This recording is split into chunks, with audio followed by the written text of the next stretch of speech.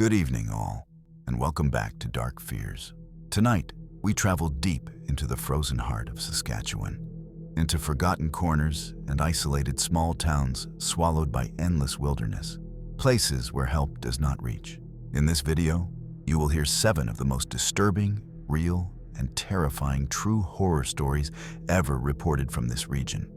These are not legends or campfire tales. These are real encounters, documented accounts from ordinary people whose lives were forever changed.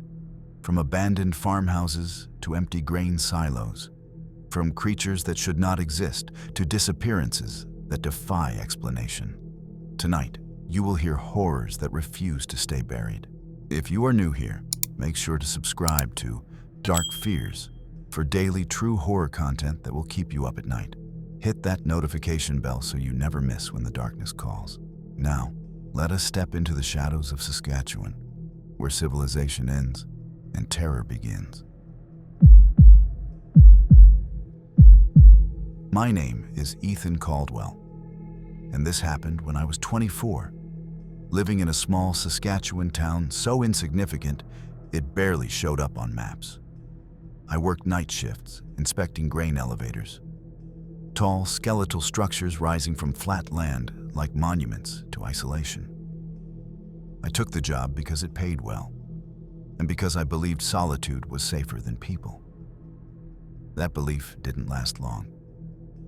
On my first week, the locals warned me not to wander beyond the 3rd elevator after midnight. They said it casually, the way farmers talk about bad weather, unavoidable, and not worth arguing with. I laughed it off. Fear didn't fit my personality back then. Every night, I'd park my truck under a buzzing sodium lamp, clipboard in hand, and listen to the prairie breathe. Wind scraped dry grass against steel walls. Somewhere far away, coyotes laughed. Then, on a windless night, I noticed something that didn't belong. A light. Not a truck, not a farmhouse. A pale glow hovering behind the furthest grain elevator. Too low to be a star, too still to be human. It flickered once, as if noticing me. And that's when I felt it, the unmistakable sense that whatever was out there already knew my name. At first, I convinced myself it was a reflection, maybe moonlight bouncing off metal, or a distant farmhouse lamp distorted by the flat land. Saskatchewan does that to your eyes. Distance lies. Still, I couldn't shake the feeling that the light was watching me. I marked the inspection sheet as complete, but instead of leaving, I stood there longer than I should have. The air felt heavier, thicker, like the prairie itself was holding its breath. When I shifted my weight, the light moved too. Not closer, not farther, just slightly to the left, mimicking me. That's when my radio crackled. "Ethan?" a voice whispered through the static. My heart jumped. The dispatcher never used my name, especially not like that. Slow, stretched, almost curious. I grabbed the radio and asked if anyone was there. No response. Just a low hum, like something breathing through broken speakers. I looked back toward the elevators. The light had split into 2. They were higher now, roughly where a person's eyes would be if someone were standing on the access platform.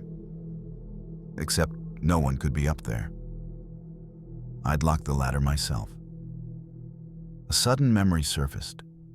One of the old men at the diner saying, "They learn your routines first." For the first time since taking the job, I got back into my truck without finishing the round. The next morning, I told myself I'd imagined everything. Lack of sleep, isolation, too much coffee. Those were easier explanations than accepting that something intelligent had been standing out there with me. Still, I asked around. At the diner, conversations went quiet when I mentioned the lights. Forks paused mid-air. One woman crossed herself without thinking. An older man named Harold, who'd worked the elevators decades ago, finally spoke. He said the lights had been there long before electricity reached the town. He said people used to follow them, believing they were spirits or lost travelers asking for help. None of those people stayed long after. That night, against my better judgment, I returned. I needed proof. I brought a flashlight, a better radio, and a knot of anxiety I couldn't untangle. The lights appeared earlier this time, 3 of them now, arranged in a crooked line. They pulsed slowly, like a heartbeat. As I walked closer, the temperature dropped sharply. My breath fogged. I heard footsteps matching mine, always half a second late. When I stopped, they stopped too.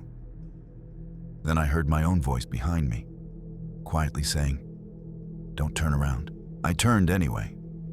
There was nothing there, no body, no shape, just distortion, like heat shimmer in freezing air. The flashlight beam bent around it, refusing to land. My ears rang, pressure building like I was underwater. The light surged brighter, and for a moment, I understood something terrible. They weren't guiding people. They were counting. The radio screamed to life again, overlapping voices speaking in broken fragments, names, dates, locations. Mine was repeated twice. I dropped the radio and ran, boots slipping on frost, lungs burning. Behind me, the footsteps multiplied. I reached my truck and slammed the door just as something heavy struck the side panel, leaving a deep dent shaped like fingers pressed from the inside out. The engine sputtered before catching. As I sped away, I glanced in the mirror. The lights were gone. In their place stood dark figures clustered around the elevator base, tall and thin. Faces illuminated faintly from within, like lanterns running out of fuel. The next day, I quit. I moved cities within a week. But sometimes, late at night, my phone lights up on its own, 3 pale dots hovering on a black screen, waiting for me to come back. I tried to forget Saskatchewan. I told myself leaving was enough. That distance could erase whatever had learned my routines out there. For a while, it almost worked. I moved to a larger city, took a warehouse job, surrounded myself with noise and people. But the nights followed me. It started with patterns. Streetlights flickering in groups of 3, reflections in dark windows lining up just right. Even the LEDs on my phone would pulse slowly when no apps were open. I stopped sleeping in total darkness, keeping lamps on until sunrise. One night, my old work radio turned on by itself. I hadn't unpacked it. It sat in a box at the back of my closet, batteries removed. Still, the familiar static filled my apartment, followed by that same low hum. Then a voice, not whispering this time, clear and patient. "Ethan Caldwell," it said, carefully pronouncing each syllable. I unplugged the radio, threw it into the bathtub, and ran water over it until sparks flashed and died. The silence afterward felt worse. Outside my window, 3 lights hovered above the parking lot, reflected faintly in every parked car windshield. They weren't following me anymore. They were waiting. I finally did what I should have done from the beginning. I researched. Old newspapers, archived forums, microfilm records from rural Saskatchewan libraries. The pattern emerged slowly, like a bruise surfacing days after impact. Every 13 years, someone vanished near grain elevators across different towns. Same details every time. Strange lights, radios activating on their own, witnesses hearing their names spoken from empty air. The missing were always people who worked alone at night. One detail broke me. In a photo from 1982, taken after a disappearance, a reflection appeared in the elevator's metal siding. 3 pale lights, and beneath them, barely visible, a man standing calmly, facing the camera. His face was wrong, smooth, unfinished. but the posture was familiar. It was mine. I understood then that the figures weren't hunting randomly. They were replacing us, learning how to stand, how to speak, how to wait. The lights weren't eyes, they were openings. Last night, my building lost power. Total blackout. In the darkness, something knocked once on my door. Slow, deliberate. From the hallway, my own voice spoke softly, perfectly. "Ethan," it said, "your shift is starting." I didn't answer the door. I stood there in the dark, holding my breath, counting the seconds between knocks. 10 seconds passed, then 20.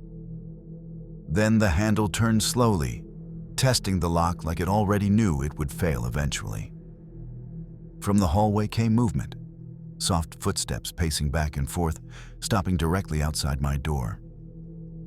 I could hear breathing now, not heavy, not strained, calm, patient, the kind of breathing you hear from someone who knows time is on their side. My phone vibrated in my hand, lighting the room for just a second. No service, no notifications, just the screen reflecting something behind me. 3 pale dots. I spun around, heart hammering, but the room was empty. Still, the air felt wrong, thicker near the corners, like something tall was standing just out of sight. The radio static returned, faint but unmistakable, bleeding through the walls. Then came the voice again, closer now, no longer trying to sound like me.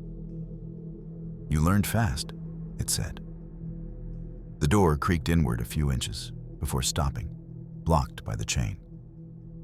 On the other side, I saw the glow, those same cold lights, seeping through the crack, illuminating the floor like moonlight through ice.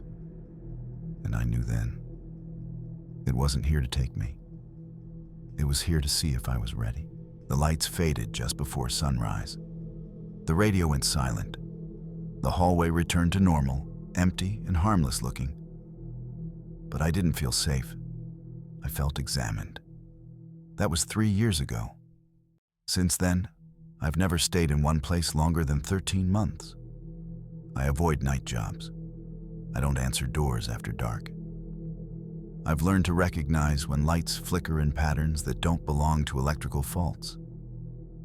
Sometimes, I catch people staring at me too long, standing too still under streetlights, eyes reflecting more light than they should. When that happens, I leave. Immediately. Last week, I passed through a small Saskatchewan town while driving east. Just passing through, just gas and coffee. Near the edge of town stood a grain elevator, rusted and abandoned. Behind it, 3 pale lights hovered patiently. My phone buzzed. One message. No sender. Shift reminder. I didn't stop. I didn't look back. But in my rearview mirror, I saw a figure standing where the road ended. Tall, familiar, posture perfect, waiting for someone else to take my place. Because the lights don't disappear. They just move on. I thought leaving Saskatchewan for good would break whatever connection still lingered. I crossed provinces, changed numbers, even altered my routine so completely that no 2 days looked the same. For a while, nothing happened. No lights, no voices, no reminders. Then the dreams started. Every night, I stood in the same place. Flat land stretching forever. Grain elevators rising like black ribs from the earth. But this time, I wasn't alone. I stood among others, men and women of different ages, all facing forward, all silent. None of us had faces yet, just smooth shadows where expressions should have been. Above us hovered the lights, closer than ever, lowering slowly as if selecting. When one drifted down toward me, I felt something peel away inside my chest. Not pain, not fear, identity. I began waking with new knowledge I couldn't explain. How long someone would hesitate before opening a door. How people reacted to hearing their names spoken in the dark. how isolation softened resistance. That terrified me more than the lights themselves, because part of me understood their purpose now. They weren't predators. They were caretakers of empty places, ensuring something always stood where humans disappeared. And the longer I ran, the more I feared they weren't chasing me anymore. They were preparing me. I'm recording this now because I don't think I have much time left as myself. Tonight, the lights appeared inside my apartment for the first time. Not outside, not reflected, floating calmly above my kitchen floor, illuminating everything with a soft, clinical glow. They no longer frighten me the way they used to. That's how I know I'm losing. I can hear footsteps in rooms I'm not standing in. I catch my reflection moving a fraction of a second too late. Sometimes my voice sounds unfamiliar, steadier than I feel. A few minutes ago, my phone rang. No number. When I answered, I heard wind sweeping across open land and the low metallic groan of grain elevators shifting in the cold. Then, a final instruction. Report location, the voice said. I understand now why people vanish without signs of struggle. Why there are no bodies. You don't get taken. You volunteer, slowly, piece by piece. If you ever see unexplained lights near abandoned places, if you hear your name spoken gently from nowhere, do not investigate. Do not stay curious. Because somewhere, a town is missing its night watcher, and the lights are very patient about filling vacancies. My name is Caleb Morrison, and this happened when I was 32, after I moved back to my hometown in rural Saskatchewan to take care of my mother. The town hadn't changed. Same 2 gas stations, same quiet streets, same unspoken rule that you didn't ask too many questions. I moved into my childhood home, a narrow bungalow built in the 1960s, with a basement we almost never used. From the first night, something felt off down there. Not threatening, not loud, just aware.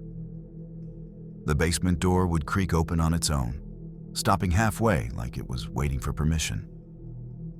When I closed it, I'd hear a soft thud from below, as if something had shifted its weight in response. My mother brushed it off, saying old houses settle, but she never went downstairs anymore. One evening, while watching TV, I heard my name spoken clearly from beneath the floorboards. Not shouted, not whispered. Calm, familiar. Caleb? I froze. My mother was asleep. The TV volume was low. I opened the basement door and stared into the darkness. The light switch worked, but the bottom of the stairs remained dim, as if the light didn't want to reach the concrete floor. And then the voice spoke again, this time correcting itself. No, not yet. I didn't go down that night. I told myself curiosity was the fastest way to get hurt. Still, sleep didn't come easily. Around 2:17 a.m., the house shifted. Pipes ticking, wood contracting. Normal sounds twisted by anticipation.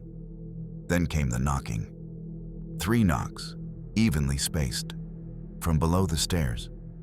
I lay in bed, staring at the ceiling, every muscle locked. The knocking came again, slower this time, like whoever was down there understood patience. My phone buzzed on the nightstand. No notifications, just the screen lighting up, reflecting the basement door at the end of the hall. It was open. The smell reached me next. Damp earth mixed with something metallic. I remembered then that our basement wasn't fully finished. Just concrete walls, an old freezer, and a small storage room my father had sealed off years ago after a flood. At breakfast, I asked my mother about it. She went quiet, stirring her tea long after the sugar dissolved. Finally, she said the storage room wasn't for boxes. It was for listening. She told me the house had been built over something older than the town, Something that learned voices the way children learn words. And once it learned yours, it never stopped practicing. After that conversation, I began noticing how carefully my mother avoided the basement door. She never walked past it without glancing down, never stood with her back to it, never spoke near it for longer than necessary. When I asked her why she stayed, she said leaving didn't help. "It remembers," she told me. "Houses like this don't forget their listeners." That afternoon, while she napped, I searched the house for old documents. In a dusty filing cabinet, I found yellowed property records and a folded police report from 1989. It mentioned a missing child, our neighbor's son, last seen entering our basement during a birthday party. The case was closed due to lack of evidence. No remains were ever found. That night, I sat at the top of the stairs with a flashlight and a recorder, determined to prove to myself that fear was shaping the sounds. I said nothing. I just listened. At first, there was only silence. Then a soft repetition of breathing, not matching mine. The recorder clicked as something spoke through it, overlapping my own voice from earlier recordings, stitching syllables together. Cal. Eb. The basement wasn't calling me anymore. It was learning how to finish my sentences. The next morning, I woke to find the basement door fully open and the storage room unsealed. The wooden boards my father had nailed across it were stacked neatly against the wall, nails removed without splintering the wood. Whoever, or whatever, had done it knew how not to leave marks. Inside the storage room, the air was colder than the rest of the basement, heavy with the smell of rust and soil. Along the walls were shallow grooves, like fingers dragged repeatedly across concrete. In the center of the floor sat my mother's old radio, powered on, humming softly. I asked her how long the room had been open. She looked at me blankly. She swore she hadn't been downstairs in years. When I showed her the radio, she started crying, not loudly, but with the exhausted relief of someone who had been waiting to be believed. She told me the truth then. The basement didn't take people immediately. It listened first. It copied voices, habits, grief. It used them to call others closer. Children, the lonely, the curious. My father hadn't sealed the room to protect us. He sealed it to slow it down. That night, as we sat in silence, the radio clicked, and my father's voice filled the room, clear as day. "Caleb," it said gently, "come downstairs." That was the first time I heard my father's voice since he died, and it nearly broke me. He'd passed away 10 years earlier from a sudden stroke, collapsing in the basement while fixing a leaky pipe. I'd always believed the house took him by accident. Now I wasn't so sure. My mother covered her ears, shaking her head, whispering prayers under her breath. The radio kept playing, not looping, not repeating, responding. When my mother cried, the voice softened. When I stood closer to the stairs, it grew clearer. I made a decision then, driven by equal parts guilt and anger. I went downstairs. Each step felt heavier than the last, like gravity increased the closer I got. The radio stopped when I reached the concrete floor. In the silence, I heard movement behind the walls, slow shifting, like something adjusting its position to better hear me. I spoke aloud, demanding answers. My voice echoed back wrong, stretched, returned to me with different emphasis, like it was being rehearsed. Then the storage room breathed. The walls flexed inward slightly, and from the darkness came a layered chorus of voices. Neighbors, children, strangers, all speaking at once, all saying variations of the same thing. Stay. I realized then that the basement didn't trap people by force. It convinced them, they belonged. I don't remember climbing back upstairs. I only remember my mother screaming my name as I collapsed at the top step, shaking uncontrollably. She locked the basement door for the first time in years. Not with the old latch, but with a heavy chain she'd hidden in her bedroom. That night, the house fought back. The walls popped loudly, floorboards groaned, and voices seeped through vents and outlets, mimicking conversations we'd had days ago. It wasn't threatening. It was persuasive, comforting. It promised safety, familiarity, reunion. At exactly 3:33 a.m., the power went out. In the dark, the basement door rattled gently, testing the chain, never pulling hard enough to break it. The radio clicked on downstairs, volume low, playing static shaped like words. My mother sat beside me on the couch, holding my hand so tightly my fingers went numb. She told me she'd known this day would come. The basement always tried hardest when it realized someone might leave. Near dawn, the noise stopped. The house settled. But as sunlight crept through the windows, I noticed something carved into the basement door from the inside. My name, perfectly spelled. And beneath it, smaller letters, written like a suggestion rather than a threat. Soon. We left the house 2 days later, packed only what we could carry. My mother insisted we couldn't take anything from the basement level, not even items stored upstairs that had once been down there. She said objects remembered too. I didn't argue. We moved into a small apartment on the edge of a nearby city. For the first time in weeks, I slept through the night. No knocking, no voices, no radios turning on by themselves. I almost believed we'd escaped. Then my mother started answering questions I hadn't asked. She'd respond to comments I only thought about making. When I asked how she knew, she looked confused, then frightened. She admitted she'd been hearing whispers again, soft ones, coming from the bathroom vent, from the walls, from the hum of appliances. One evening, I came home to find her standing in the hallway, staring at the floor, smiling faintly. She said the basement was lonely now. She said it was afraid of being forgotten. I checked her phone later that night. Dozens of missed calls. No numbers, just voice messages filled with breathing and faint echoes of my father's laugh. The basement hadn't stayed behind. It had memorized us. And now, without walls to contain it, it was practicing somewhere closer. I lost my mother 3 weeks later. Not to illness, not to violence. She simply walked out one night and never came back. Police called it a voluntary disappearance. I knew better. They found her shoes neatly placed near a storm drain on the outskirts of the city. Inside the drain, carved into the concrete, were dozens of names layered over each other, worn smooth by time. Ours was already there. Since then, I've learned how it works.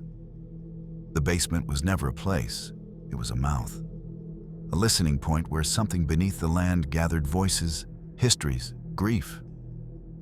Houses like ours were built unknowingly on top of it, giving it structure, walls, patience. Now, when I walk past older buildings, I feel it listening again. Through foundations, through pipes, through silence. Sometimes, I hear my mother's voice calling my name softly from below street level. Sometimes, it sounds like me. I no longer live in ground floor apartments. I don't answer familiar voices unless I see the speaker's face. And if you ever hear your own voice calling you from beneath a house, don't respond. Because once it learns how you sound when you're afraid, it never forgets how to call you home. It's been 5 years since that night. I've moved multiple times, changed my number, even switched jobs to avoid long periods in the same building. Yet, no matter how far I go, I feel it tracking me. subtle, insistent, patient. It started with whispers in the apartment vents. Soft, almost polite at first, just repeating fragments of conversations I'd had with my mother or father. I ignored them. Then came objects shifting, doors slightly ajar, lights flickering on schedules I didn't recognize, the faint smell of damp concrete in my kitchen. Most disturbing was the voice. Not loud, not demanding, just patient, calm, almost like a teacher calling a student back to class. "Caleb," it said some nights, "you forgot something." I've learned to avoid basements completely. I won't go into houses with unfinished lower levels, and I won't stay long in buildings where the foundation feels too cold, too still. But the voice persists, adapting, learning, practicing my speech patterns. It doesn't want to scare me. It wants me to answer. And each time I hear it, I know it's closer to teaching me what it has always wanted: obedience. Because the basement doesn't just listen. It waits. Last night, I made the mistake of checking the old family home from a distance. The town hasn't changed. Quiet streets, frozen corners, grainy street lights. But the basement still exists, still waiting. I walked past slowly, keeping headlights off. Through the cracked windows, I saw movement. Pale lights flickered in the basement storage room. Shapes shifting, impossible to identify, tall and faceless, practicing voices. Then one stopped and turned, as if it sensed my presence. My name echoed faintly through the glass. Caleb Morrison. I ran. My car tires screamed across empty streets. When I finally reached my new apartment, the power flickered, then died. My phone vibrated endlessly. A single message appeared on the screen. "It remembers you." I haven't slept properly since. Every noise in my apartment is amplified. Every creak, every hum, every breath makes me wonder if it's finally found a way in. I don't know how much time I have before it teaches me to answer back. If you hear your name called from beneath a house, any house, do not go down. Do not speak. Because once it knows the sound of your fear, you belong to it. My name is Samantha Reed, and this happened when I was 21, driving home from university during a late winter break. Saskatchewan roads are long, straight, and mercilessly empty, especially at night. The wind cut across the plains, and snow swirled like fine ash under my headlights. I'd taken this route dozens of times. That night, everything felt wrong. It started with a sign, one I'd passed before hundreds of times. "Welcome to Eston," etched in faded white paint.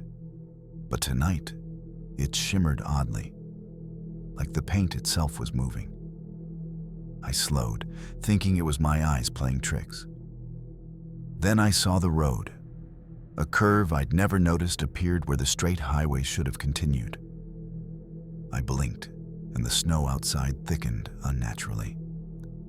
My GPS recalculated endlessly, failing to recognize any nearby roads.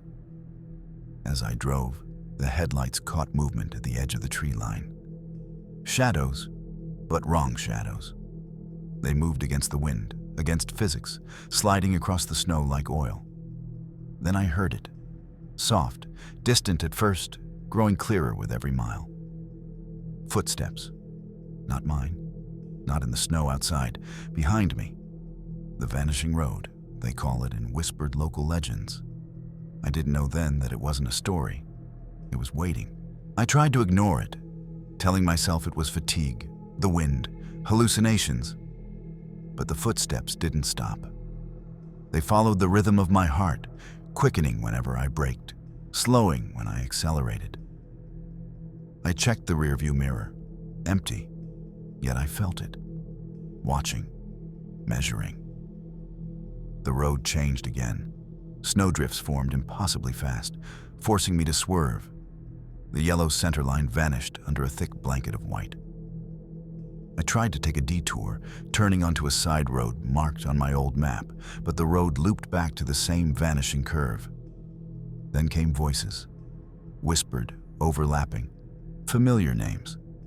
Names I hadn't heard since childhood, friends, cousins, teachers. I slammed on the brakes. The car skidded sideways, tires crunching on frozen gravel. The headlights caught a figure standing directly in front. Tall, thin, pale, features blurred like a distorted photograph. It raised a hand, not threatening, just pointing, down the road that didn't exist. Something compelled me to follow. My body moved as if guided against every rational thought. I realized then that the road didn't want to trap me. It wanted to lead me somewhere. I drove, almost on autopilot, following the figure's direction. The snow around me thickened unnaturally, muting the sound of my engine. The tree line grew denser, yet somehow the road remained visible, glowing faintly beneath the tire tracks. The figure disappeared as suddenly as it appeared, leaving nothing but a shiver crawling up my spine. Then I saw them, hundreds of shadows, moving in the distance, gliding across the snow. Not walking, not running, just sliding, perfectly synchronized, as if the wind itself had learned their steps. Their shapes shifted and contorted, faces sometimes glimpsed, only to vanish the next second.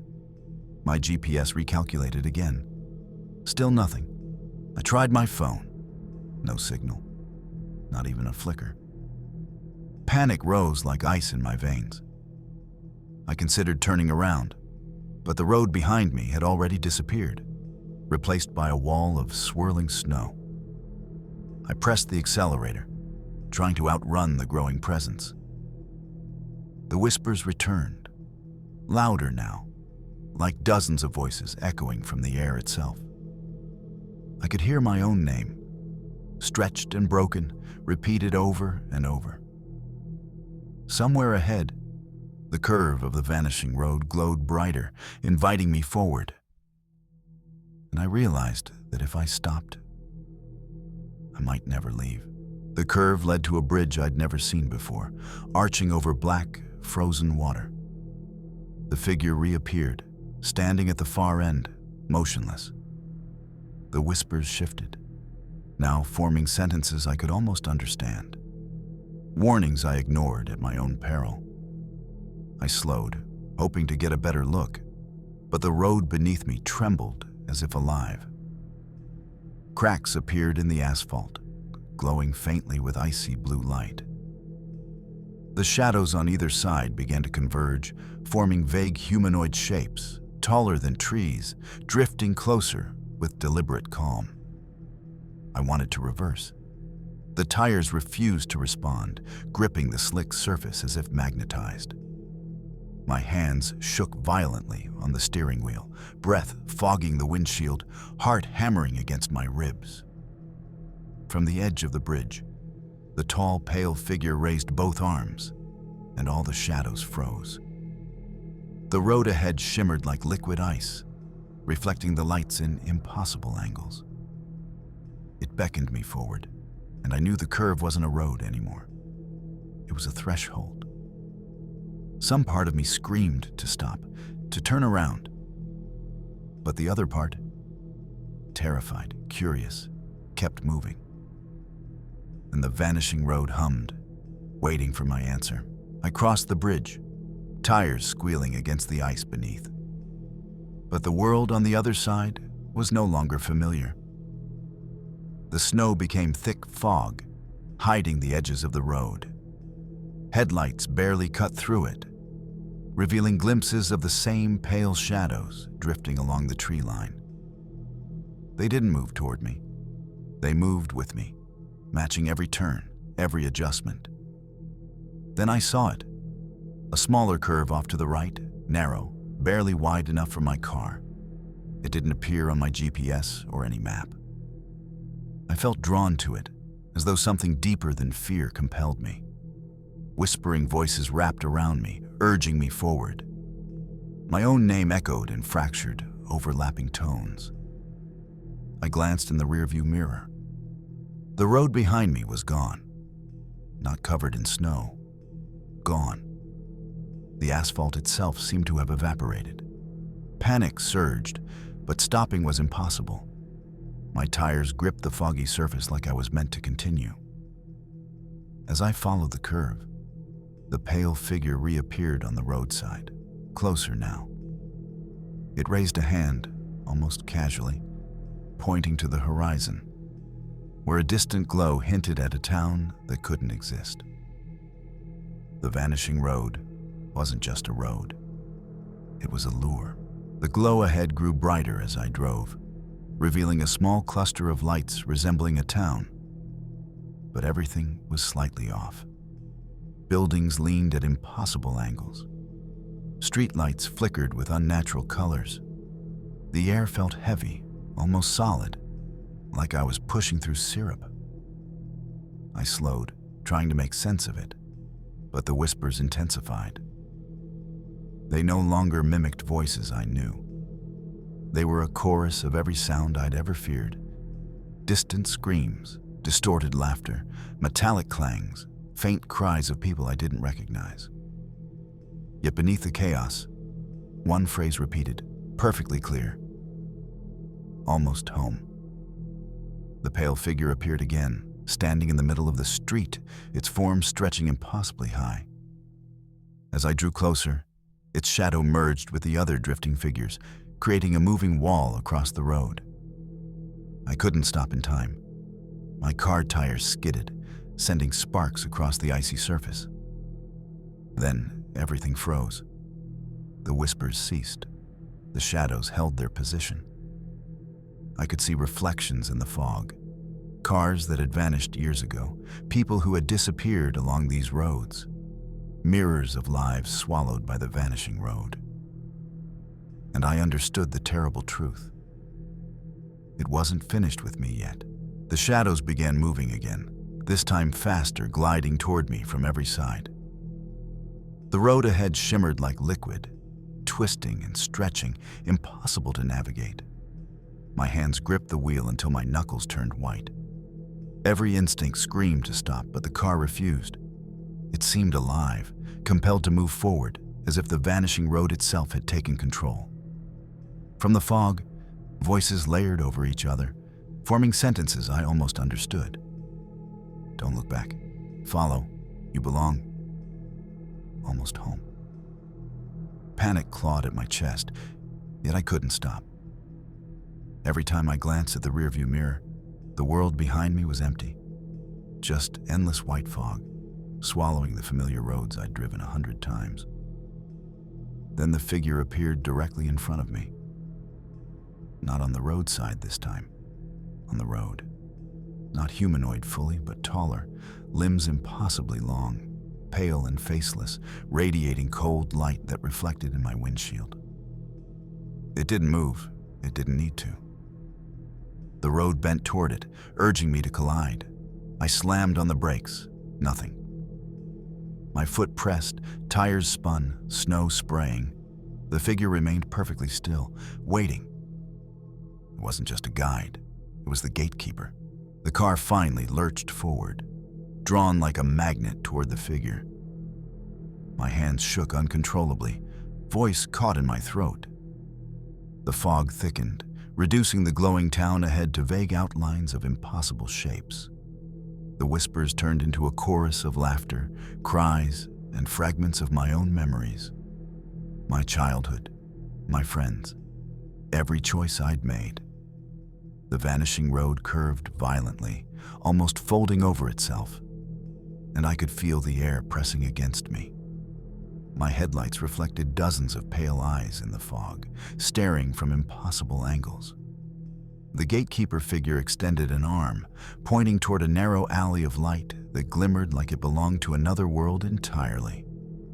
I understood then that it didn't want to harm me. It wanted to claim me, to make me part of the road, part of the shadows, part of the chorus that guided others. To resist was pointless. The road had already rewritten my path. I braced for impact, body rigid, heart hammering, every nerve screaming in terror. The fog seemed to swallow sound itself. The figure remained still, waiting patiently. And in that moment, I realized one truth. The vanishing road doesn't chase. It collects. I don't know how long I drove or how far. Time seemed meaningless on the vanishing road. Every turn repeated itself. Every shadow whispered my name. My hands ached from gripping the wheel. My heart felt like it had shrunk, folding in on itself under the weight of unseen eyes. The pale figure appeared again, closer than ever, merging with the fog, its form almost tangible. I realized then that the road wasn't just collecting people, it was absorbing them, imprinting their fears, their voices, their memories into itself, reshaping reality to lure the next traveler. I glanced at the rearview mirror again. This time, I saw reflections of the missing cars and people, faces twisted in terror, mouths opening in silent screams, eyes wide with recognition. I understood. These weren't hallucinations. They were echoes of the collected, trapped within the road's essence. The whispers coalesced into a single command. Step forward. Become one with the road. I screamed, trying to resist, but my body no longer felt fully mine. The car accelerated on its own, tires gripping the impossible curves. Somewhere ahead, the glowing alley waited, and I realized the vanishing road never lets anyone leave once it decides they belong. It doesn't chase. It simply calls. The alley opened into a clearing of impossible light. The shadows and pale figures gathered around, motionless yet attentive. I realized the town I had been approaching was no town at all. It was a memory made real, constructed by the road itself to lure travelers into submission. The whispers became my own voice, repeating everything I had said in the past, every fear, every regret. The road didn't need to force me, it mirrored me, showing me myself through a lens of terror. I could no longer tell where I ended and where the road began. A single thought dominated me.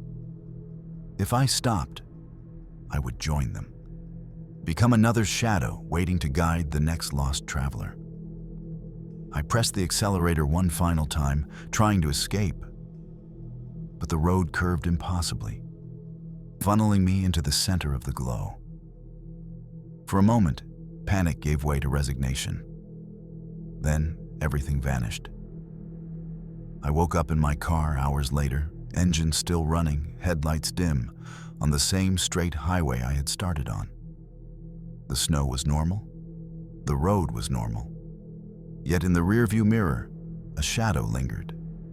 Tall, pale, waiting. And I knew the vanishing road was still out there, collecting, whispering, patient. My name is Ethan Clark, and this happened when I was 25, during the bitterly cold Saskatchewan winter. I had driven out to Clearwater Lake with 3 friends for a weekend of ice fishing. The lake was vast, frozen solid, and the wind cut through us like knives. I thought I knew what silence meant. But nothing had prepared me for the kind of silence a frozen lake could hold. We set up our shanty in the middle of the lake, drilling holes and laughing to keep the cold at bay. The first few hours were normal. Lines in the water, small bites, friends joking. But as twilight descended, a strange stillness fell over the lake. The snow stopped drifting. The wind vanished. Even the ripples in the ice froze mid-motion, as if the world had been paused. Then I heard it. A soft tapping from beneath the ice, distant at first, like fingernails drumming slowly. My friends laughed nervously, telling me it was just the ice settling. But the sound grew louder, sharper, and somehow deliberate. The ice beneath our shanty quivered as though something heavy was moving underneath. And I realized then that this lake wasn't just frozen water. It was waiting. At first, I tried to laugh it off, convincing myself it was just paranoia. But then my friend Mark leaned over a drill hole and froze. The ice beneath his feet rattled violently, as if something massive was scraping against the frozen surface. We all stepped back, hearts pounding. The tapping intensified, now coming from all directions at once, echoing beneath the ice in unnatural rhythms. My friend Laura shined her flashlight across the frozen expanse, but all it revealed was a perfect, unbroken sheet of ice.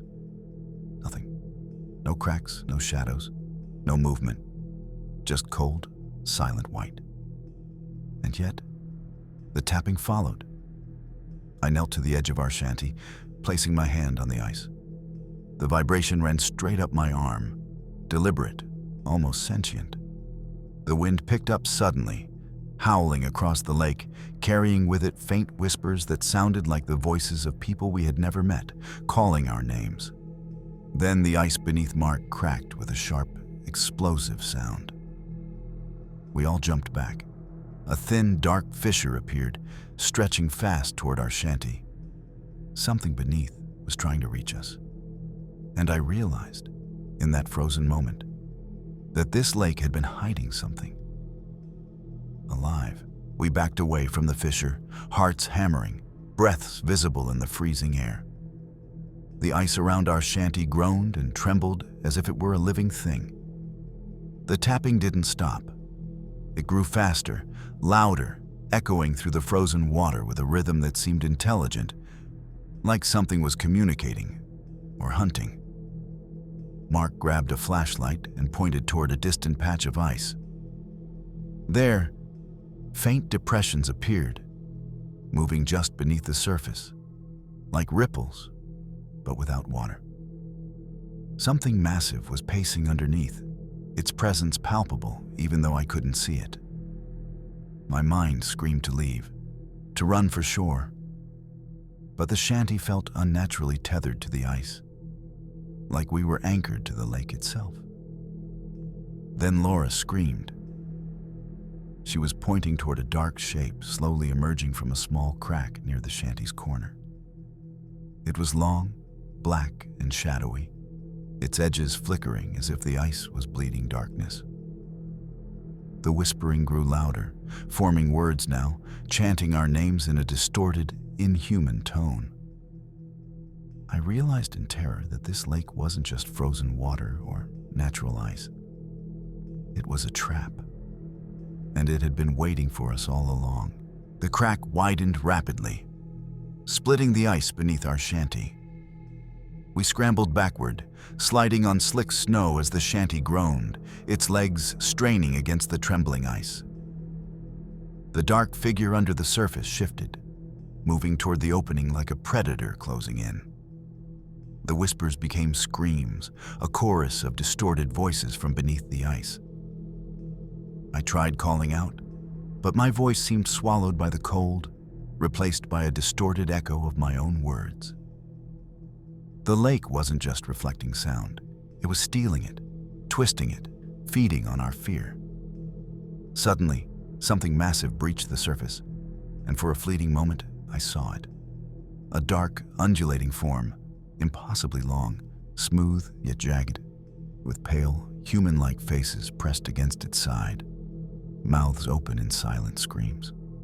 It pulsed with a dreadful life of its own, moving with unnatural, fluid grace across the ice. We ran toward shore, but every step felt slower, the snow resisting us. The fissures beneath spread faster than our legs could carry us.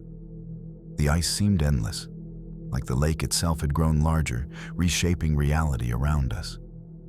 And then, from the center of the lake, a single hand, pale, thin, impossibly long, punched through the ice, reaching directly for us. We stumbled blindly across the ice, adrenaline surging as the fissures grew beneath our feet. Every crack groaned like 1,000 bones snapping, echoing across the frozen expanse. The hand retreated briefly, only to reappear elsewhere, closer to our path. It wasn't random. It was tracking us, anticipating our movements. I looked back and saw the lake had transformed. Shadows moved beneath the ice in impossible patterns, twisting, undulating, forming shapes that defied physics. Faces emerged and vanished, mouths opening in silent screams. The whispers had become intelligible, taunting us. "You can't leave. Not yet. Stay." We reached what I thought was the edge of the lake, but the shore stretched endlessly. Snow mounded unnaturally, hiding the familiar trees and rocks. It felt like the lake itself had reshaped reality, holding us in a frozen loop. Then the shanty collapsed behind us, breaking apart with a violent explosion of ice. The sound reverberated through the frozen expanse, and in its place rose a dark silhouette, impossibly tall and fluid, like the lake had birthed it. It glided across the ice with grace, reaching toward us again, whispering in voices that were both ours and not ours. I realized we were running out of time. This lake didn't just trap people, it collected them, and it had already chosen us. Panic consumed me. I grabbed Laura's hand, pulling her toward a faint ridge I thought was land.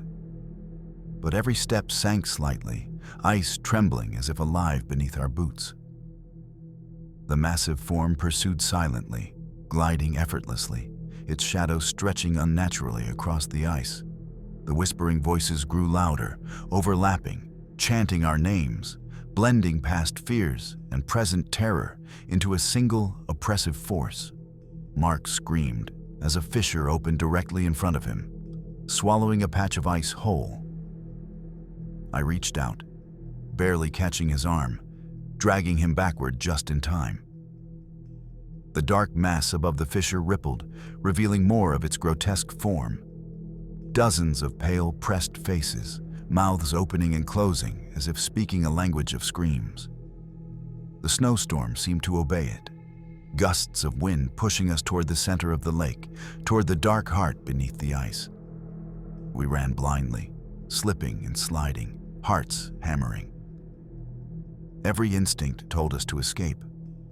But the lake had become a predator, reshaping reality to trap us. I knew then that the frozen lake didn't care about survival. It cared only about fear. And fear was a language it spoke fluently. The ridge we aimed for dissolved beneath our feet, as if the lake itself had shifted. The snowstorm thickened, muting all sound except the creaking and snapping of ice underfoot. The dark form followed silently, its pale faces pressed against the ice, watching, whispering. Each step we took seemed anticipated, predicted. Laura tripped, and I lunged to pull her up, but the ice beneath her cracked. Water seeped up through the fissure, glowing faintly blue as if the lake itself was breathing. The shadows above stretched downward, reaching for her. I dragged her backward just as a massive, fluid arm of darkness broke the ice, swiping the spot she had stood on moments ago. The air was filled with the chorus of distorted voices. Our names screamed and distorted beyond recognition. Mark collapsed in exhaustion, gasping, eyes wide in terror. The lake pulsed beneath him, cracking and shifting. I realized then that the frozen lake wasn't just alive. It was hungry. Each fissure, each shadow, each whisper was a predator testing, herding, preparing to claim us. We had no choice but to keep running, following the faint outline of ice that resembled the shore, praying the lake wouldn't consume us before we reached it. Somehow, we reached a slightly raised patch of ice that seemed solid, and I thought we might survive.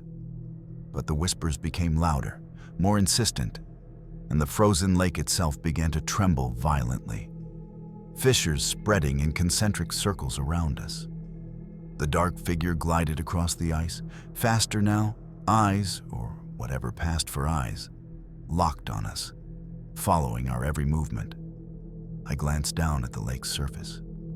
Thousands of pale faces were forming beneath the ice, mouths opening in silent screams, eyes reflecting every flicker of my fear. It wasn't just one creature. It was the lake itself, alive, conscious, a predator built from decades of drowned souls, waiting for anyone foolish enough to step onto its frozen surface. The shanty's remains collapsed completely, ice fragments flying through the air like missiles. I could hear the ice creaking ominously beneath our feet, threatening to split at any second. The snowstorm pushed us toward the center, toward the heart of the darkness. Every step felt like wading through a living nightmare, guided by an intelligence beyond comprehension. We had reached the edge of reason, and the lake waited to decide our fate. We were trapped. Every fissure that opened beneath our feet seemed to anticipate our steps, spreading faster than we could move. The snowstorm swirled violently, blotting out the horizon, making the lake feel endless. The dark figure above glided closer, now joined by smaller, writhing shadows emerging from cracks in the ice, their pale faces pressing against the surface like desperate ghosts. Mark stumbled, and I grabbed him, dragging him forward, but the ice groaned under our combined weight. The whispers had transformed into a deafening chorus, a mix of our own voices and those of the countless lost souls the lake had collected over the decades. They called to us, taunting, promising death if we hesitated. I realized then that the lake wasn't just alive. It was sentient. It had studied us, predicted our movements, and now it wanted to claim us, to add us to the chorus beneath its frozen surface.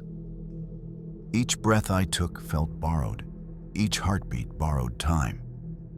The glow of a distant shoreline, or what I hoped was a shoreline, appeared through the snow. But the lake had other plans.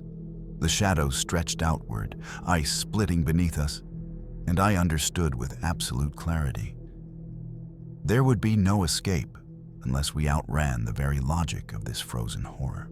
With every ounce of strength, we sprinted toward the faint glow, slipping and sliding across ice that trembled violently beneath our feet.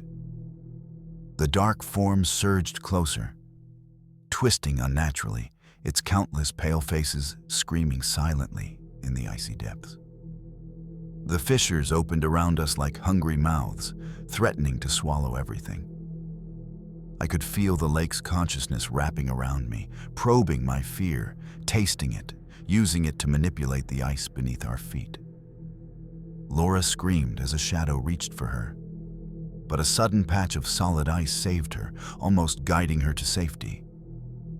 We pushed forward, hearts pounding, lungs burning, every step a gamble against a lake that refused to let us leave. Finally, the glow brightened.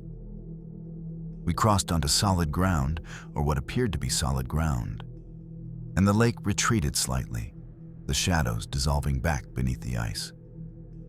The whispers faded, leaving only the sound of our ragged breathing. We turned back, expecting to see the frozen lake as we knew it, but it had returned to its deceptive calm. The ice was solid, the shanty gone, everything normal. Yet in the distance, faint cracks pulsed beneath the frozen surface, like a heartbeat, waiting. And I knew one truth: the frozen lake never forgets.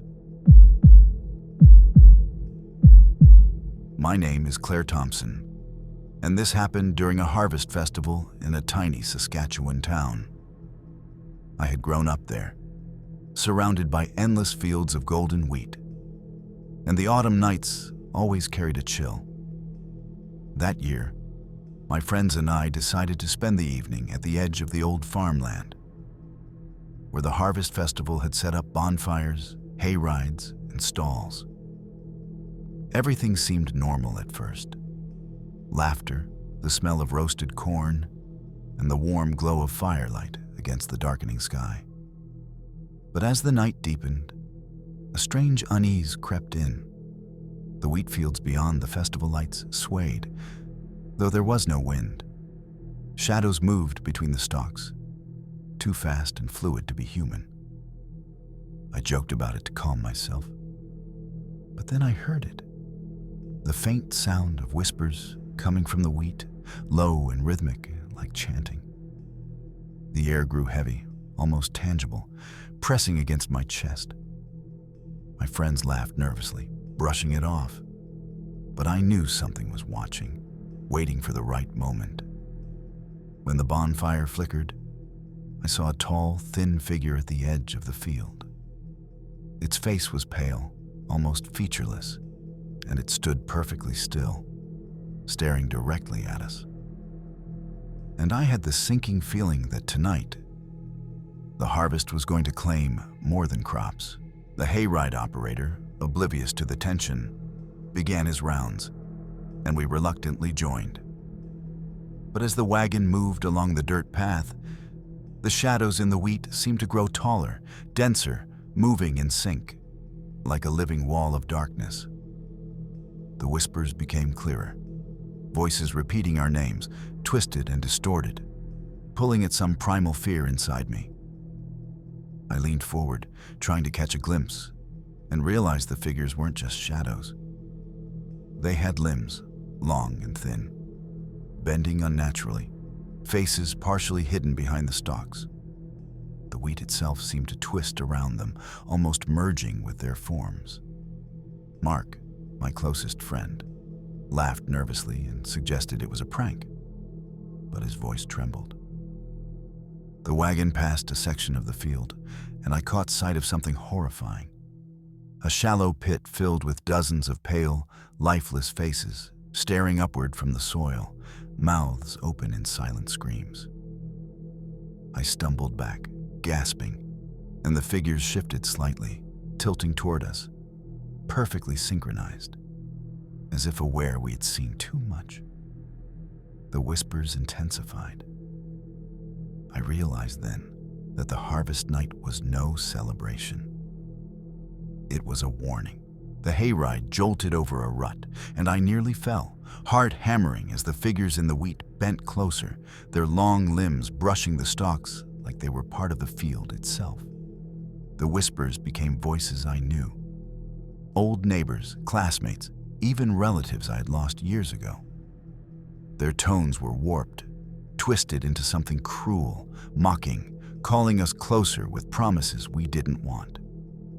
I grabbed Mark's arm, pulling him to look away, but the wagon seemed stuck in some invisible loop, the path repeating itself, curling back toward the same spot. The festival lights ahead flickered, dimmed, and for a brief moment, I saw dozens of pale faces pressed against the stalks, watching, waiting. Laura, trying to calm herself, pointed to the far edge of the field where the shadows formed a line, moving deliberately toward us. They weren't just wandering. They were coordinating, herding us like cattle into some unseen trap. The wheat bent and twisted around them, hiding shapes that my mind refused to identify fully. The bonfire flickered violently, casting the shadows into grotesque forms. My stomach churned, a visceral warning that this night would not end normally. And I realized, with a chill, that the harvest night wasn't over. It had only just begun. The wagon creaked, tires scraping on frozen dirt. But the shadows kept pace, gliding through the wheat without leaving footprints. I could feel the weight of countless unseen eyes on us, following every movement. The whispers grew louder, overlapping into a chorus of familiar and unfamiliar voices, chanting our names, repeating our fears, twisting them into commands. Come, join, belong. Suddenly, the ground beneath the wagon shifted, and the wheels sank slightly into soft earth that shouldn't have been there. The shadows hesitated for a fraction of a second, then surged forward with unnatural speed, limbs reaching toward the wagon. The wheat seemed alive, curling around the wagon, forming almost tangible barriers.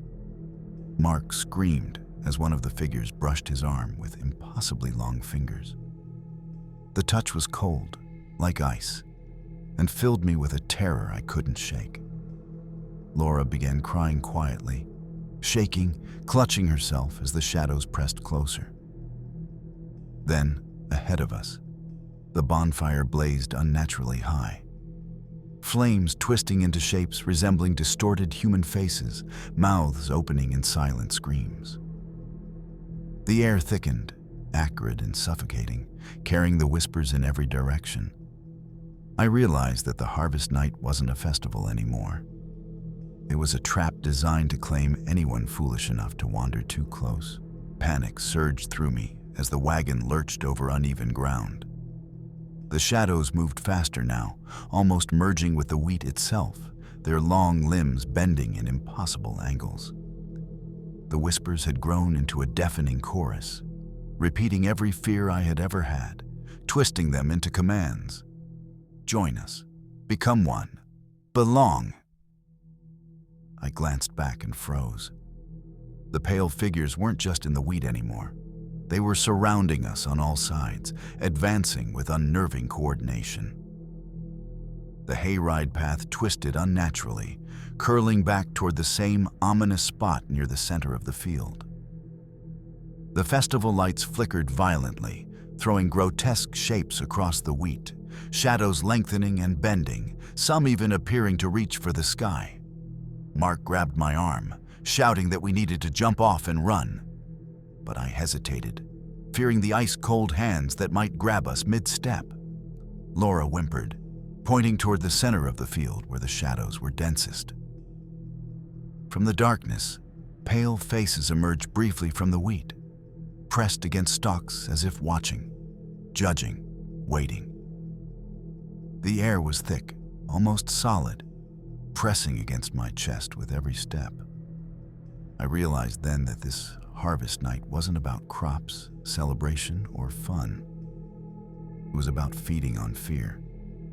We jumped from the wagon and ran, boots sinking slightly into soft soil that had never been there before. The shadows glided effortlessly behind us, limbs and faces blending seamlessly with the twisting wheat.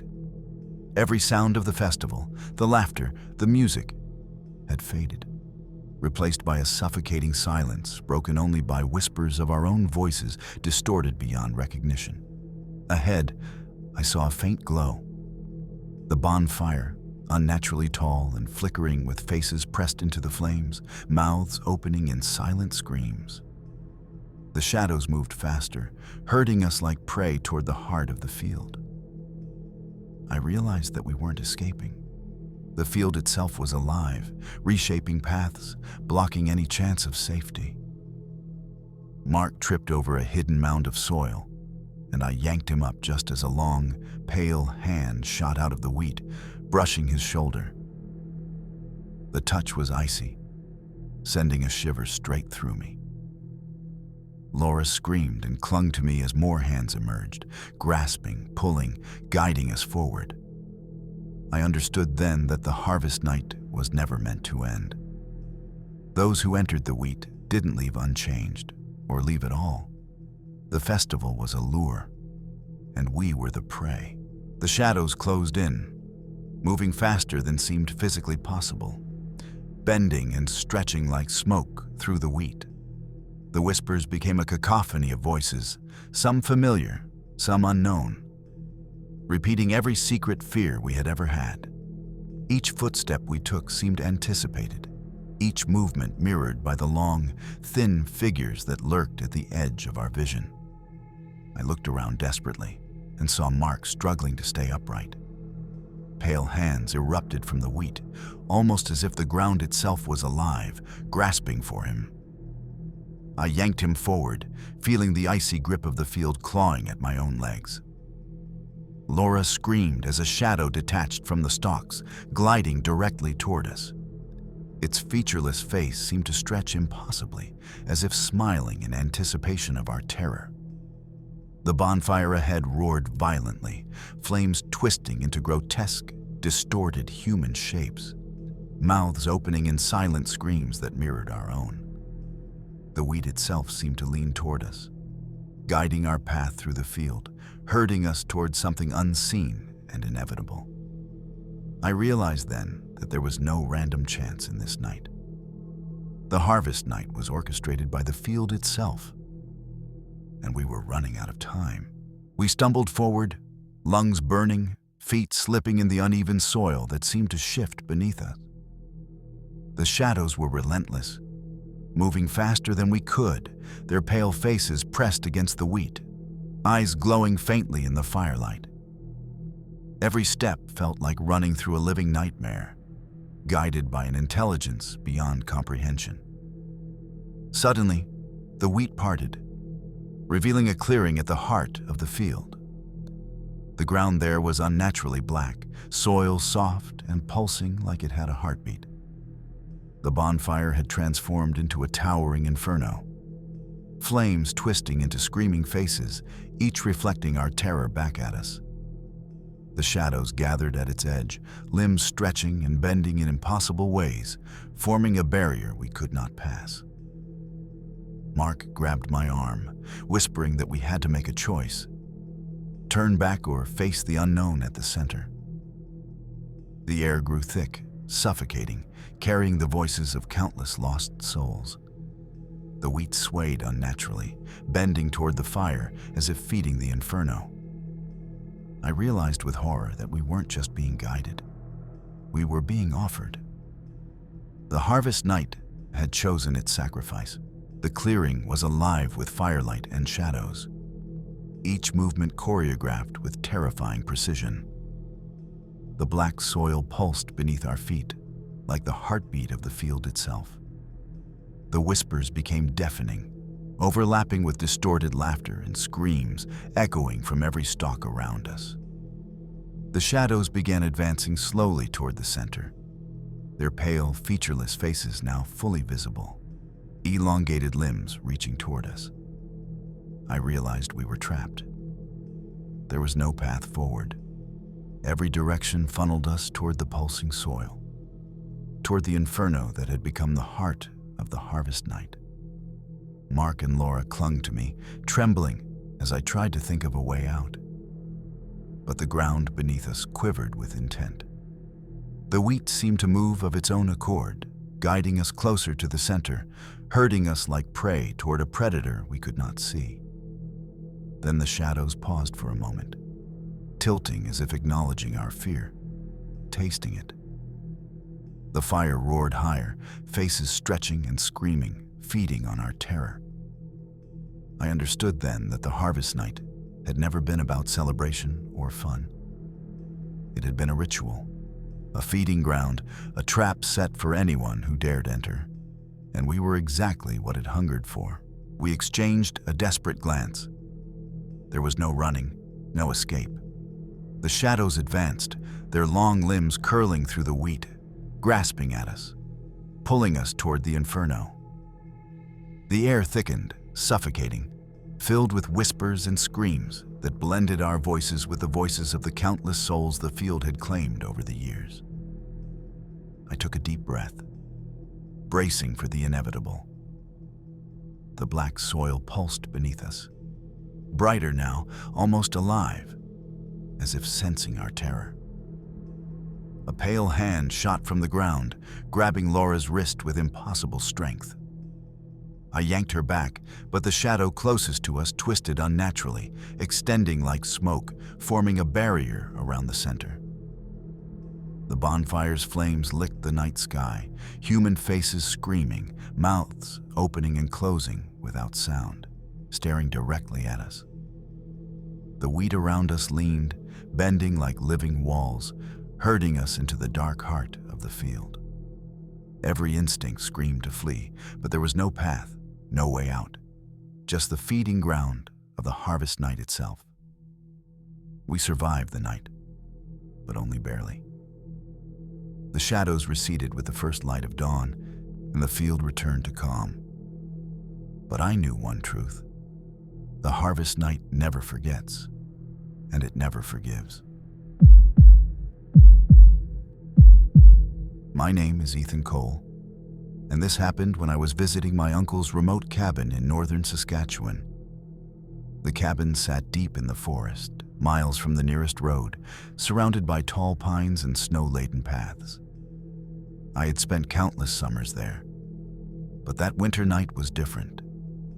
Ominous, heavy, and quiet in a way that pressed against my chest. I arrived just before dusk, the sky turning a bruised shade of purple. My uncle was out checking traps, leaving me alone to settle in. The cabin creaked with age, the wood groaning under the weight of snow. At first, it was peaceful, almost comforting. The crackle of the fire, the scent of pine and old timber. But as darkness fell, the silence grew unnatural. The wind whispered through the trees, carrying sounds that didn't belong. Footsteps on the porch, soft scraping against the walls, a faint tap, tap, tap that made my skin crawl. I convinced myself it was just the old cabin settling, yet the feeling of being watched grew heavier with every passing minute. Then I noticed it. The cabin door, which I was sure I had locked, now slightly ajar. I had not opened it, and something, or someone, had been waiting for me.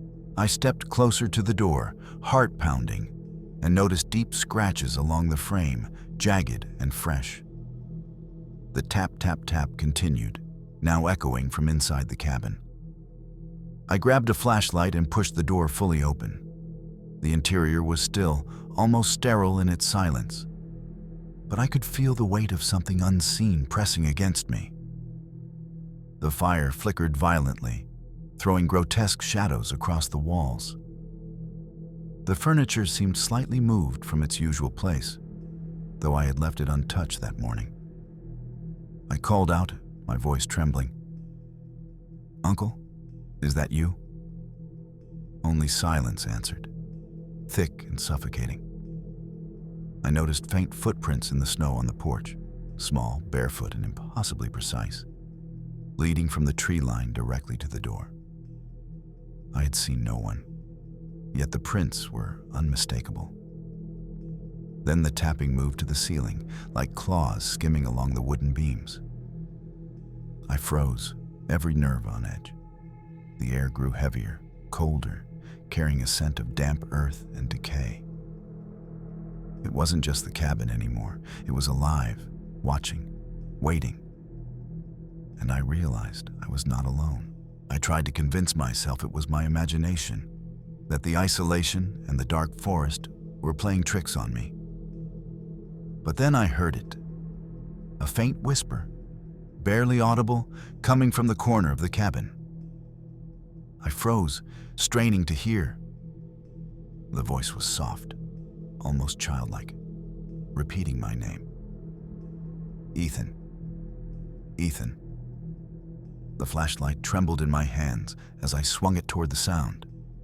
Shadows twisted unnaturally across the walls, elongating and bending into grotesque forms. The floorboards creaked beneath an invisible weight, and I realized the cabin itself seemed to be breathing, expanding and contracting subtly around me. Every instinct screamed to leave, but my feet wouldn't move. Then I saw it. A figure crouched in the corner, pale and thin, limbs bent at impossible angles.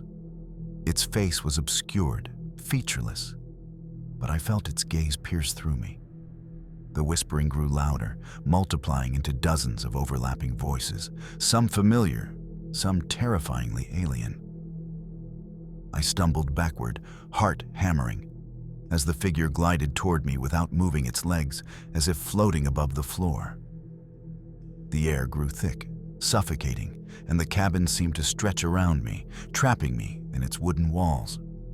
I understood then that the silent cabin wasn't just a place. It was a predator. The figure moved closer, silently, gliding across the floor as if the boards beneath it didn't exist. Every step I took backward was met with another whisper. "You can't leave. Stay, belong." My mind raced, and I realized the air itself carried intent. pressing against me, heavy and malevolent. I stumbled over a rug, sending the flashlight skittering across the floor. Its beam illuminated the walls, now covered in faint scratches, hundreds of them forming shapes that looked almost like letters. I couldn't read them, but the sense of warning was unmistakable. Something had been here long before me.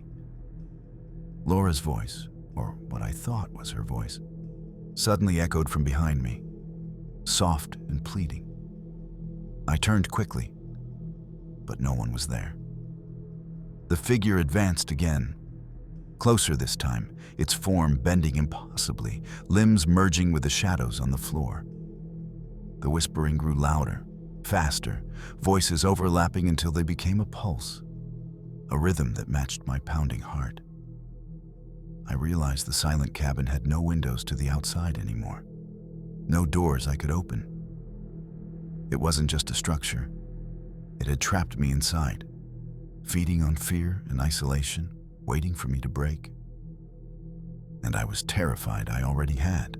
I backed into a corner, my mind racing for any plan, any escape. The fire flickered violently, throwing the figure's elongated limbs into grotesque, impossible shapes across the walls. The whispers had become a deafening roar, overlapping voices calling my name, mocking me, promising I could never leave.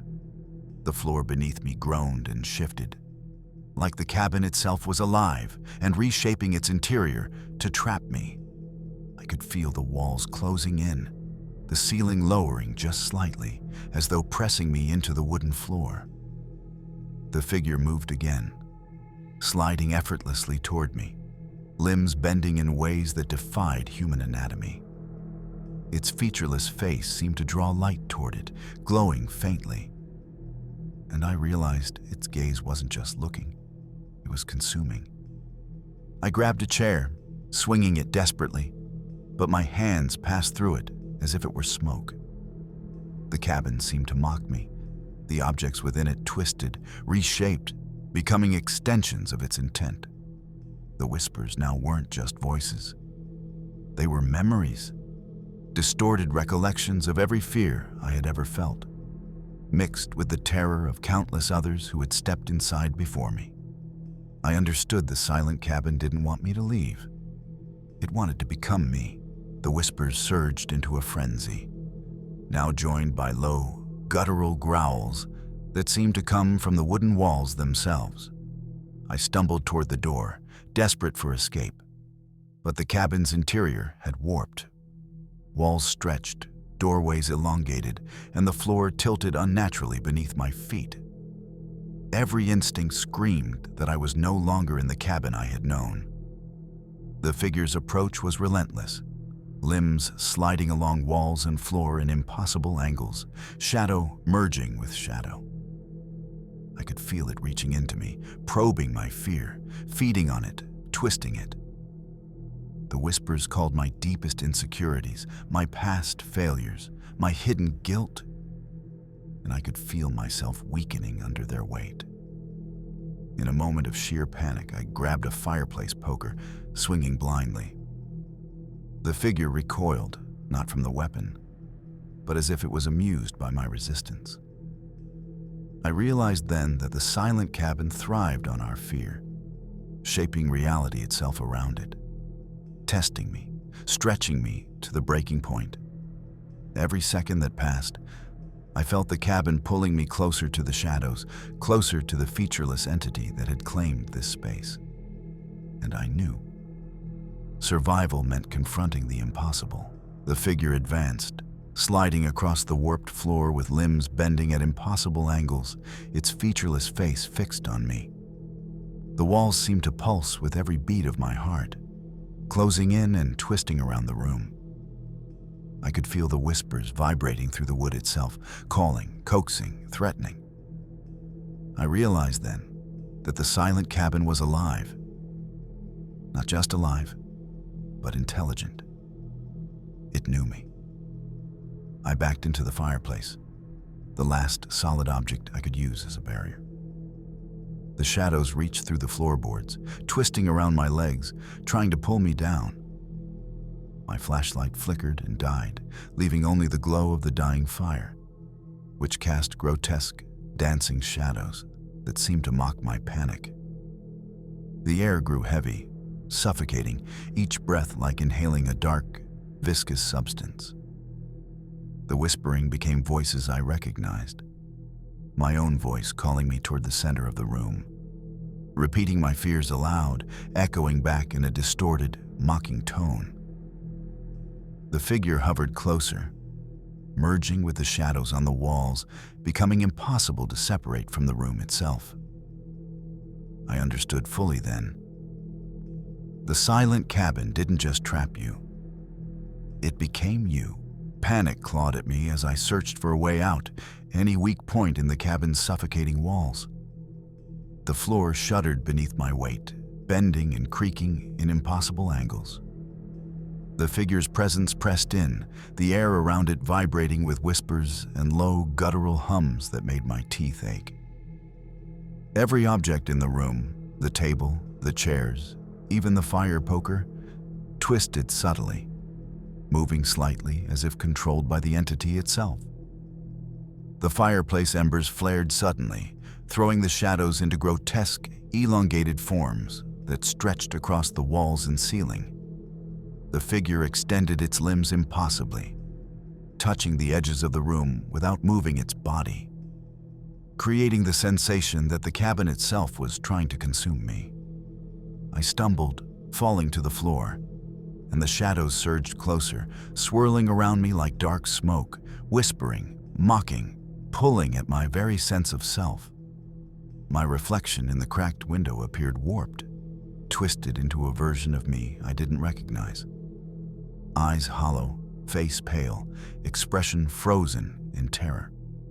I realized then that the silent cabin had a single goal: to strip away everything that made me human, replacing it with something else.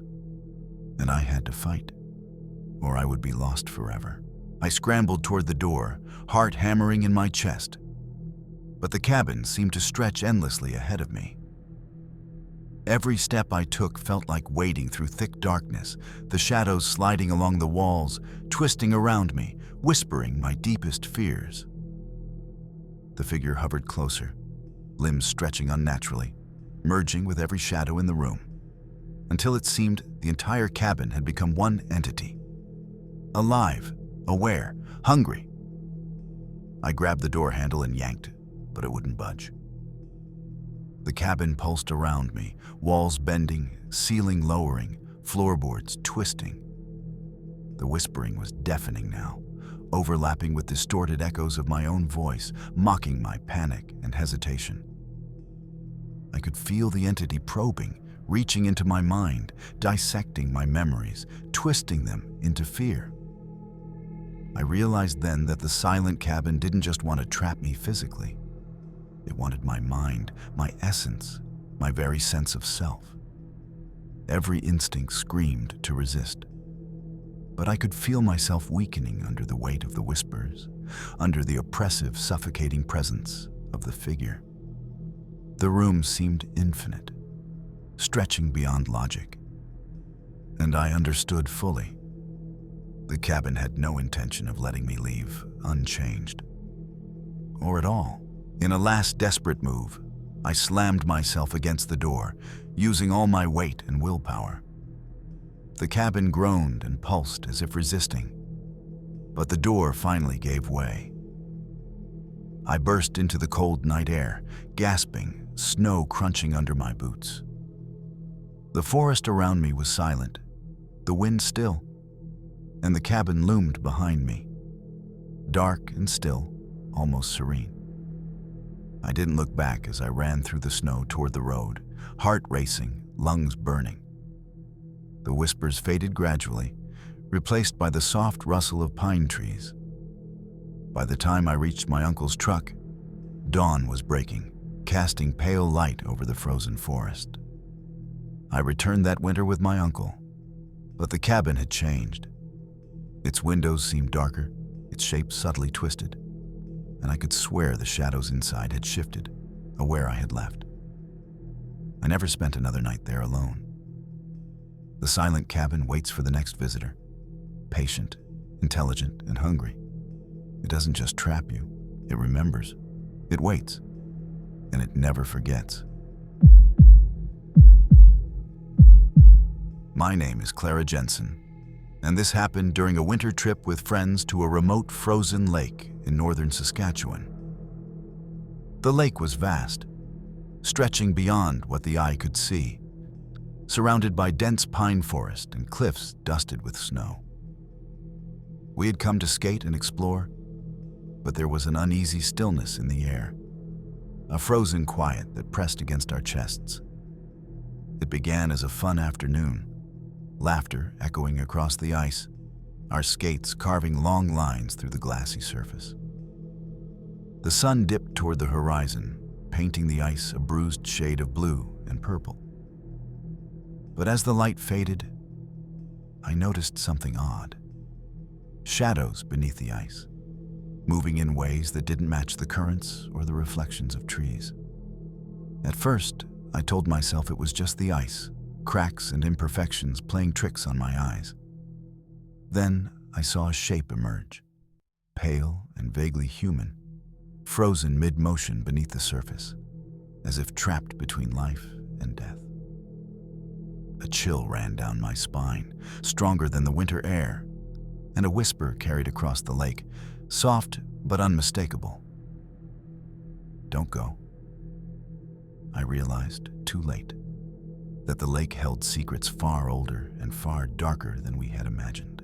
I called out to my friends, trying to laugh it off, but their attention was elsewhere. They had noticed the shadows too, moving unnaturally beneath the ice. Panic prickled at the edges of my mind. The whispers came again, louder this time, carried on the wind. "Turn back, leave now." We decided to head toward the small cabin near the edge of the lake for warmth, skates scraping against brittle ice. But every step seemed to make the shadows beneath the surface shift faster, twisting, stretching, as if reacting to our movements. The pale shape reappeared, closer to us now, pressed against the underside of the ice, moving with a jerky, unnatural rhythm that made my stomach churn. Then the ice cracked with a low groan, small fissures spreading in spiderweb patterns around our feet. The air grew colder, biting at our faces, and the whispers multiplied into dozens of overlapping voices, some distorted, some eerily familiar, calling our names, mocking our panic. By the time we reached the cabin, the sun had disappeared completely, leaving only the deep indigo of the northern winter night. I realized then that the lake wasn't frozen. It was waiting. We huddled inside the small cabin, shivering despite the crackling stove. Outside, the lake stretched endlessly, dark and frozen, hiding secrets just beneath the surface. I tried to convince myself it was just the shadows of trees, or the natural imperfections in the ice. But the whispers wouldn't stop. They seemed to seep through the walls, pressing into my mind, repeating, "They are waiting. You cannot leave." Through the frost-covered window, I glimpsed movement on the lake. The pale figure beneath the ice had multiplied. Shapes emerged, all frozen mid-motion, reaching toward us from beneath the surface, limbs bent at unnatural angles. Some faces were familiar, blurred, distorted versions of people I knew, their eyes empty and hollow. My friends noticed them too, fear reflected in their wide eyes, and we realized the ice wasn't just frozen water, it was a prison. The whispers grew louder, overlapping with the sound of cracking ice. Each crack sounded impossibly close, as though the lake itself was breathing, alive, waiting for us to step back outside. I tried to suggest we leave immediately, but every instinct screamed that the lake wanted to lure us further, deeper, and closer to its horrifying truth. And I knew leaving wouldn't be easy. Night deepened. and the cabin felt smaller, more oppressive. The shadows outside shifted as if alive, moving beneath the ice with increasing urgency. My friends whispered nervously, but their voices were swallowed by the persistent, haunting echoes of the lake itself. Every gust of wind carried fragmented words. Join us. Never leave. Beneath. I approached the window cautiously, my breath fogging the glass. The ice seemed to pulse faintly beneath the frozen surface. A dark shape moved swiftly, faster than anything natural. And I realized it was not just the pale humanoid figures. It was something larger, something intelligent. The figures beneath the ice were not trapped. They were waiting, acting as lure and warning at the same time. Suddenly, a long crack appeared in the ice, stretching from the shore to the center of the lake. The figures beneath shifted toward it, sliding unnaturally through the frozen surface. I stepped back in terror, knocking over a chair, and the whispers grew to a chorus, all voices calling my name in distorted, pleading tones. I understood then that the frozen lake was alive, patient, and hungry, and it had chosen us as its next victims. The crack in the ice widened rapidly, splitting the frozen surface like a jagged wound. The pale figures beneath the lake surged toward it, sliding unnaturally as if the ice itself were guiding them. My friends and I scrambled to grab our skates, to escape before the ice gave way completely. But our feet slipped, and the frozen surface groaned under the weight of both panic and movement. The whispers intensified, overlapping voices forming a dissonant chant that seemed to vibrate through our bones. It wasn't just calling us. It was manipulating us, drawing us toward the widening fissure in the ice. I realized in horror that the lake wasn't frozen at all. It was a living trap, a predator masquerading as winter beauty. The pale figures beneath weren't trapped. They were extensions of the lake, sentinels waiting for prey. One of my friends screamed as a hand, impossibly thin and pale, broke through the ice nearby, reaching upward like desperate fingers clawing at us. We backed away in terror, sliding on the slick surface, and I felt the frozen water beneath me pulse with life, as though it were aware of our every movement. The frozen lake was no longer a place. It was an entity. Panic overtook reason. I grabbed my friends, urging them to move toward the shore. But the ice seemed to resist. Tilting slightly, each step made heavier, as if the lake itself was testing our resolve.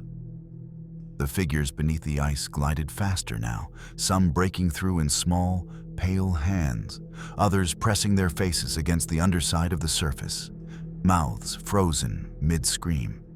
The whispers became coherent now, voices pleading, threatening, calling our names with distorted urgency. Stay, join, beneath. My skin crawled, and the cold no longer felt like winter. It felt like the breath of a living predator, suffocating, oppressive, impossible to ignore. The crack widened again, a jagged circle forming near the center of the lake. The figures surged toward it like liquid, merging and shifting, creating a grotesque, indistinct mass of pale shapes. I realized then that the lake didn't just want to trap us. It wanted to consume us, fold us into its frozen depths as it had countless others. I took a shaky breath and made a desperate decision. We had to run across the remaining ice to the shore before the fissure reached us, or be pulled into the frozen lake's deadly embrace. The ice groaned beneath our weight, a low, menacing sound that echoed across the frozen expanse. Every step felt like wading through invisible resistance, and I could see the pale figures beneath the surface accelerating, sliding faster toward the widening fissure. The crack had grown into a jagged chasm, a dark void in the middle of the lake, and I realized with terror that it wasn't just ice breaking. It was the lake itself opening its maw. The whispers now filled my mind, overlapping with screams, some eerily familiar, some alien. "You cannot escape. Join us. Beneath." My friends clung to each other, faces pale, eyes wide with fear, every instinct screaming to run faster. The frozen hands breaking through the surface now reached desperately, dragging at the edges of the ice, threatening to pull anyone who stumbled into the frigid depths. I tried to focus, to force my panic into action. The shore seemed impossibly far, the ice between us and safety bending unnaturally under the pressure of the lake's intent. I realized that the frozen lake wasn't just alive. It was intelligent, patient, and merciless. It wanted us, and it was willing to tear the world itself apart to claim its prey. We had to survive, or die beneath the ice forever. The fissure spread rapidly, splitting the ice like the opening of some immense, frozen jaw.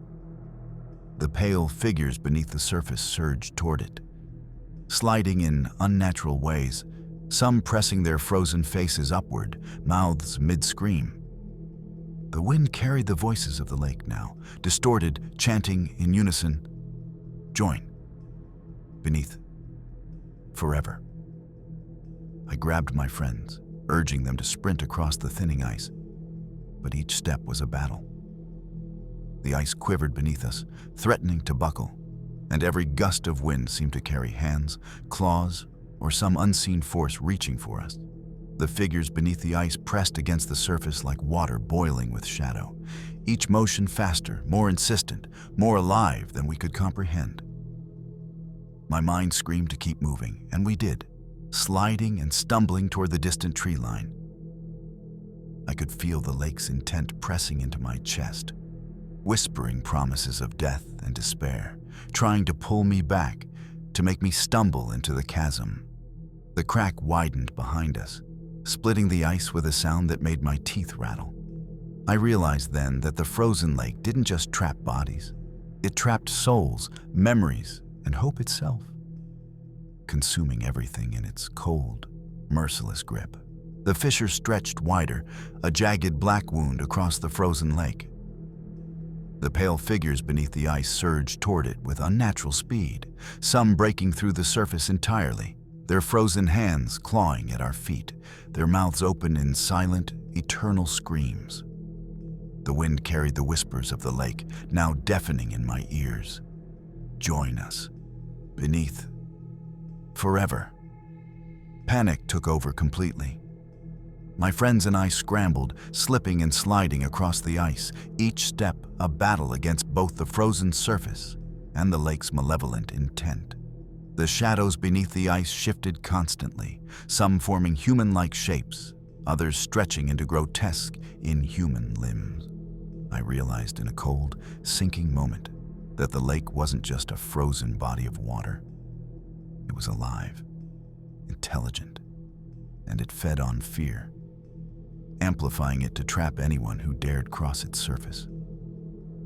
A massive crack opened beneath me suddenly, throwing me forward, chest scraping across the ice. The lake groaned, a deep, resonating sound that felt like it was laughing. The pale figures surged upward, reaching, stretching, merging with the ice itself. I grabbed my friends' hands, pulling them desperately toward the distant shore. Survival depended on reaching solid ground before the lake claimed us entirely. We had no choice but to run faster than we had ever run in our lives. With every ounce of strength, we pushed forward, slipping and sliding, the ice cracking beneath our weight. Behind us, the fissure grew rapidly, the pale figures now fully breaking through in grotesque, frozen forms, limbs flailing in impossible angles. The whispers had become screams, echoing across the night sky. "Join. Beneath. Never leave." I could see the shoreline ahead, snow-covered trees offering fragile salvation. One by one, we leapt from the ice onto the solid ground, hearts hammering, lungs burning, fear still clutching at our minds. I dared a glance back at the lake, The fissure had swallowed most of the ice we had crossed, and the pale figures beneath pressed against the remaining surface like ghosts, frozen in agony, waiting, watching. The frozen lake was silent once more, a mirror of winter serenity from a distance, hiding the horrors beneath its surface. My friends and I never returned, but the memory of those frozen faces, the whispers, and the feeling of the ice moving beneath us haunts me still. The lake is patient. It waits, and it never forgets. As the frost settles over Saskatchewan's small towns and the shadows stretch long across frozen landscapes, we've witnessed the horrors that hide behind quiet streets, abandoned cabins, and frozen lakes. 7 terrifying true stories, each a glimpse into the darkness that ordinary people stumbled upon, show us that terror doesn't always lurk in faraway lands. It can exist just beyond your doorstep, in the places where help does not reach. From the silent cabin that hungers for your very soul, to the frozen lake that traps both body and mind, these encounters remind us that fear is not just a story told at night. It's real. Every whisper in the darkness, every shadow moving just beyond your sight, could be more than imagination. And while we step back into the safety of daylight, we carry with us the knowledge that the shadows never forget. The frozen waters never release, and some horrors wait patiently, hungry for the next visitor. Thank you for watching. This was Dark Fears,